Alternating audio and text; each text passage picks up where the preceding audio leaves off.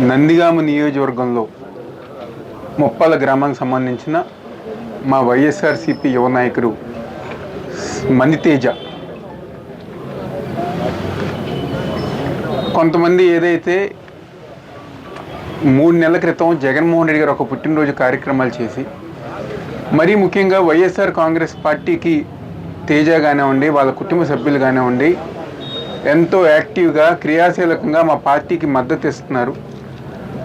అవన్నీ గారు మనసులో పెట్టుకుని మరీ ముఖ్యంగా దీనికి కారణం ప్రశాంతంగా ఉన్న గ్రామాల్లో ఈరోజు ఏదైతే ఆ బరిలో జరిగిన గొడవలు, ఆ గొడవల కారణంతో ఈరోజు నిన్న రాత్రి తేజ మాకైతే అంటే డెడ్ బాడీని చూసిన తర్వాత నాకు కానివ్వండి, మా ఇన్ఛార్జ్ డాక్టర్ గారికి కానివ్వండి, మా తండ్రి నాగేశ్వరరావు గారు, మాకైతే అది హత్యగానే మేము భావిస్తున్నాం.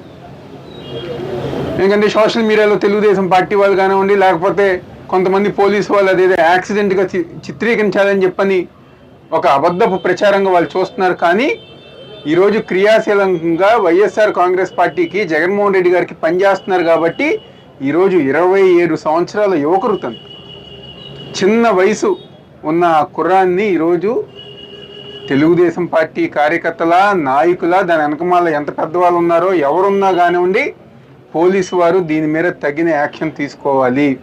ఈరోజు వాళ్ళ కుటుంబ సభ్యులు ఏదైతే కోరుకుంటున్నారో ఫోరెన్సిక్ డాక్టర్ ద్వారా పోస్ట్ మార్టం నిర్వహించి దీనికి వెనకమాల అది హత్య.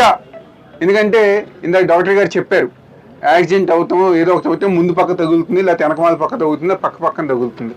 కానీ ఈరోజు ఏదో ఒక కర్రతోనో ఒక రాడ్డుతోనో దాడి చేసిన విధంగా తలకై మధ్యలో కొట్టిన విధంగా ఈరోజు ఆ గాయం ఉంది. కాబట్టి పోలీసు వాళ్ళు తగిన యాక్షన్ తీసుకొని ఎంతవారైనా ఎవరు వెనకమాల ఉన్నా వాళ్ళందరి మీద యాక్షన్ తీసుకుని వాళ్ళ మీద హత్య కేసు నమోదు చేయవలసింది ఈరోజు వైఎస్ఆర్ కాంగ్రెస్ పార్టీ తరఫున మేము అందరం డిమాండ్ చేస్తున్నాం.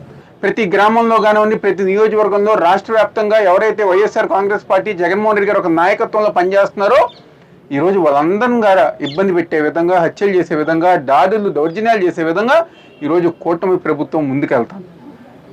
అదేవిధంగా నందిగామ నియోజకవర్గంలో మొన్నగారు మేము వచ్చాం ఫంక్షన్లో, కొంతమంది మా వాళ్ళ ఫంక్షన్లో మా వాళ్ళనే కొట్టి వాళ్ళ మీద 307 బుక్ చేసి ఈరోజు కేసులు వేస్తాం జరిగింది. అదేవిధంగా ఎక్కడెక్కడ దాడులు కానివ్వండి, దౌర్జన్యాలు కానివ్వండి చేస్తాం గారు జరుగుతుంది. మా సమన్వయకర్త గారు, మా ఎమ్మెల్సీ గారు, మా నందిగామ నియోజకవర్గ జెడ్పీటీసీలు, ఎంపీటీసీలు, ఎంపీపీలు, నాయకులు అందరు గారా ఈరోజు ఇక్కడ ఉన్న స్థానికంగా ఉన్న నాయకులకి, కార్యకర్తలకు అండగా ఉంటూ ఏ చిన్న ఇబ్బంది వచ్చినా వెంటనే స్పందిస్తున్నా ముందుకు వెళ్తున్నాం ఈరోజు నందిగామ నియోజకవర్గంలో వైఎస్ఆర్ కాంగ్రెస్ పార్టీ తరఫున. కానీ ఇంత నీచంగా 5 సంవత్సరాలు మేము పరిపాలించాం. 5 సంవత్సరాలు నందిగామ నియోజకవర్గంలో వైఎస్ఆర్ కాంగ్రెస్ పార్టీ ఆధ్వర్యంలో ఎంత అభివృద్ధి చేసాం. ఏ రోజన్నా గ్రామాల్లో కానివ్వండి, లేకపోతే మండలాల్లో కానివ్వండి ఇలాంటి కక్షపూరితమైన రాజకీయాలు ఏ రోజన్నా మేము చేసామా? ఏ ఒక్క హత్య రాజకీయం అన్నా 5 సంవత్సరాల్లో మా హయాంలో జరిగిందా?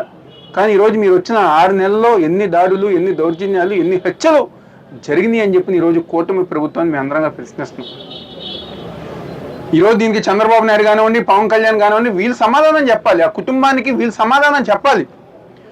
ఒక పక్క నారా లోకేష్ రాష్ట్ర వ్యాప్తంగా హోర్డింగుల్లో రెడ్ బుక్ రాజ్యాంగం అని చెప్పి నిన్నగారు మాట్లాడుతున్నారు. రెడ్ బుక్ రాజ్యాంగం ఇంకా మూసిపోలేదు, ఇంకా రెడ్ బుక్ పుస్తకం ఇంకా తెరిసే ఉందని చెప్పని.